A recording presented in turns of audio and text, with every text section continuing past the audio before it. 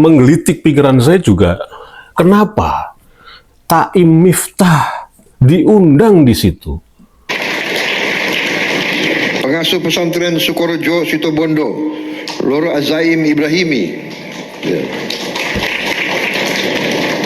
Pengasuh pesantren Ora Aji Sleman, Kiai Haji Miftah Maulana Habibur Rahman.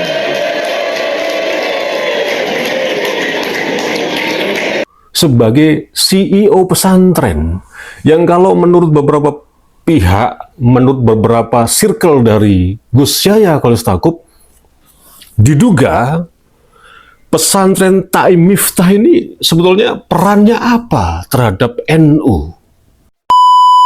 Ini kabinet merah putih ini banyak sekali NU-nya ya.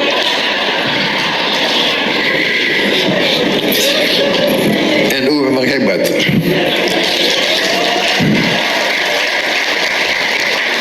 Selalu berada di mana-mana, ya kan? Semua partai NU hadir. Jadi NU nggak pernah kalah. Hebat, hebat. Kalau belajar politik sebetulnya harus dari NU.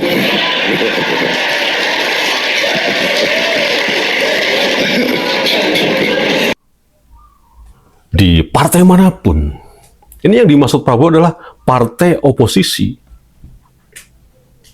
Jadi Prabowo secara tersirat, yang kadang tidak kita pahami bahwa Prabowo pun sudah menggunakan strategik ini untuk persiapan di 2029. Dan sekali lagi, selama ini yang siap pasang badan untuk Prabowo Subianto dengan plus minusnya yang banyak menjadi kontroversi atas pidato-pidatonya, Ormas PBNU. Jokowi turun gunung dengan gajah putih di Lampung. Kita nggak tahu bagaimana hukum adat di sana, upacara maksudnya, dengan yang banyak didiskusikan atau mungkin ada yang nggak terima atau mungkin yang sudah tahu persis bagaimana di Lampung itu, kenapa Jokowi menginjek kepala kerbau. Nah, bukan itu yang kita bahas, tapi Jokowi sudah mulai berkonsolidasi, artinya mengkonfirmasikan anaknya bahwa ini sudah mulai start persiapan di 2029. Terus bagaimana Prabowo yang sepertinya makin hari makin yo apa arek iki?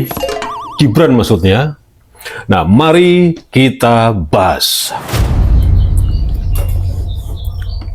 Pada video saya yang lalu tentang pidato Prabowo yang meledak-ledak, berapi-api, dan ada kata-kata yang mereka anggap itu menjadi sebuah keblunderan dari Prabowo Subianto yang mengatakan dasmu. Tapi saya dan para pendukung Prabowo siap pasang badan apa yang diucapkan Prabowo dengan dasmu itu. Artinya itu masih mending. Bahwa Prabowo tidak mengatakan cancuk koniku. Ini menyebutkan bahwa Prabowo memang apa adanya. Artinya bukan dibalik ya, ada apanya. Bisa juga sih seperti itu. Bahwa kenyataan pahit sekarang ini di partai oposisinya, belum lagi yang lain-lain yang hobinya hanya maido atau nyangkem doang dari program-program Prabowo Subianto. Sekali lagi, pendukung Prabowo, termasuk saya juga siap pasang badan dengan apapun juga yang dikatakan oleh Prabowo Subianto. Itu adalah kenyataan fakta yang terjadi di Indonesia hari ini. Artinya Prabowo tidak munafik, tidak sok suci, tidak sok rapi, tidak menyayani, dan tidak banyak pencitraan.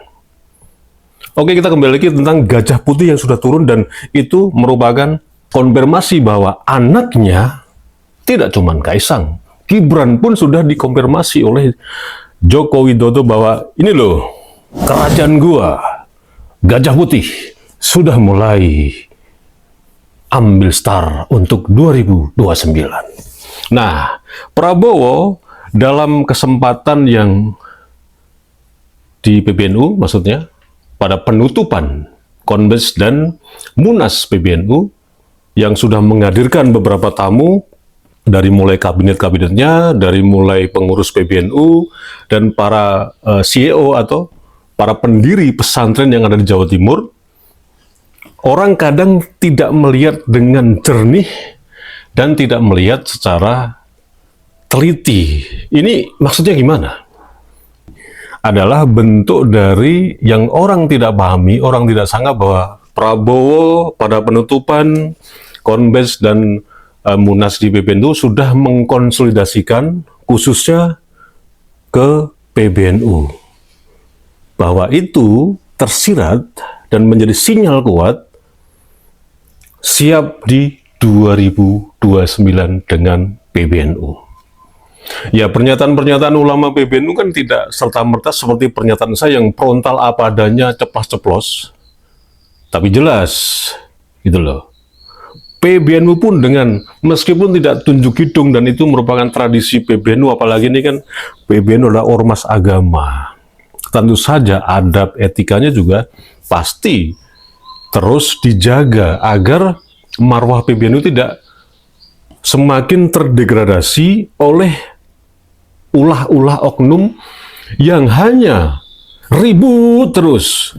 Cuman gara-gara persoalan tempat, konsolidasi tempat, konfirmasi tempat, dan itu hanya usulan di mana sebaiknya PBNU itu muktamar yang ke-35 di mana sih tempatnya itu sudah ribut. Nah, dalam pertemuan itu yang menggelitik pikiran saya juga, kenapa Taim Miftah diundang di situ? Pengasuh pesantren Sukorejo Situbondo, Loro Azaim Ibrahimi. Ya. Pengasuh pesantren Ora Aji Sleman, Kiai Haji Miftah Maulana Habibur Rahman.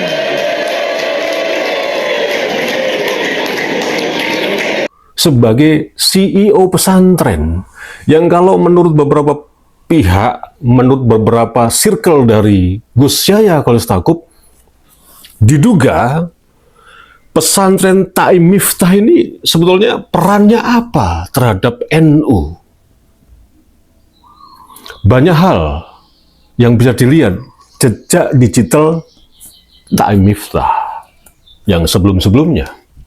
Dan ini masukan juga kepada Seskap, Bang Teddy, dan juga kepada yang terhormat Bapak Dudung Abdurrahman. Kenapa sih orang-orang yang tidak berkompeten, orang-orang yang tidak punya kapasitas, yang erat kaitannya dengan kemajuan PBNU diundang dalam hal ini? Taim Miftah. Kita juga nggak tahu sebenarnya apa, tapi kita sesalkan seperti itu, karena apa relevansinya Taim Miftah datang membawa pesantrennya? Apa urgensinya Taim Miftah datang dengan pesantrennya? Sementara pesantren-pesantren yang besar, yang bersejarah, yang punya benang merah dengan PBNU yang kuat sekali, kita tidak sebut pesantren apa namanya di Jawa Timur, ini seperti dicederai oleh seorang Taim Miftah. Nah, ketika Pak Prabowo memanggil atau istilahnya manggake atau menghormati mantan ketua PBNU, Kiai Said Agil Sirot. Hadir di sini juga mantan Ketua Umum PBNU 2010-2021, Kiai Haji Said Agil Sirot.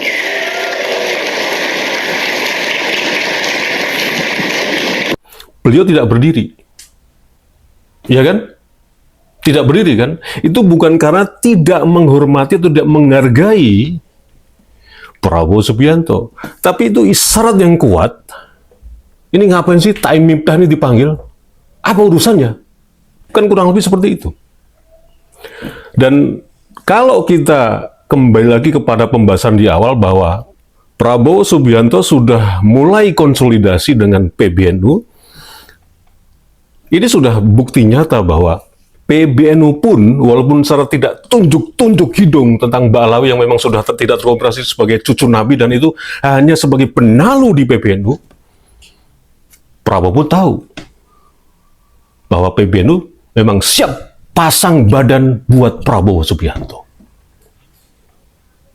Ini hal yang kecil, tapi kalau kita mau berpikir secara mendalam, tidak dipanggilnya nama Kiai Miftahul Ahyar, hanya disebut oleh Prabowo sebenarnya sebagai Roisam, ini sudah bukti bahwa Prabowo itu sudah tahu persis bagaimana PBNU ini jangan sampai terus digerogoti, jangan sampai terus disusupi oleh paham-paham Balawi yang memang ya tujuannya adalah tidak lain dan tidak bukan hanya untuk menggerogoti sebagai penaruh dan sebagai rayap PBNU.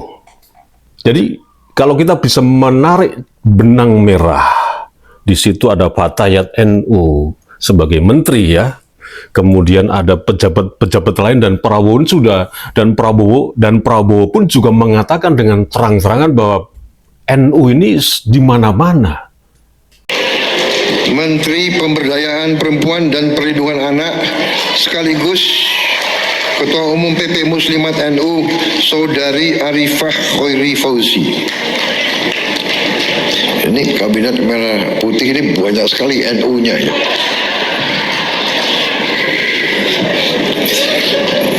NU memang hebat.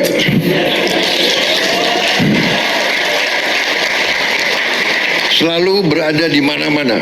Ya kan? Semua partai NU hadir. Jadi NU nggak pernah kalah. Hebat.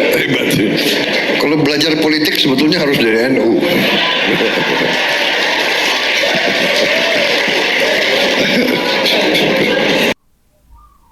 Di partai manapun, ini yang dimaksud Prabowo adalah partai oposisi. Jadi Prabowo secara tersirat yang kadang tidak kita pahami bahwa Prabowo pun sudah menggunakan strategik ini untuk persiapan di 2029. Dan sekali lagi, selama ini yang siap pasang badan untuk Prabowo Subianto dengan plus minusnya yang banyak menjadi kontroversi atas pidato-pidatonya, Ormas PBNU. Mudah-mudahan bermanfaat. Wassalamualaikum warahmatullahi wabarakatuh.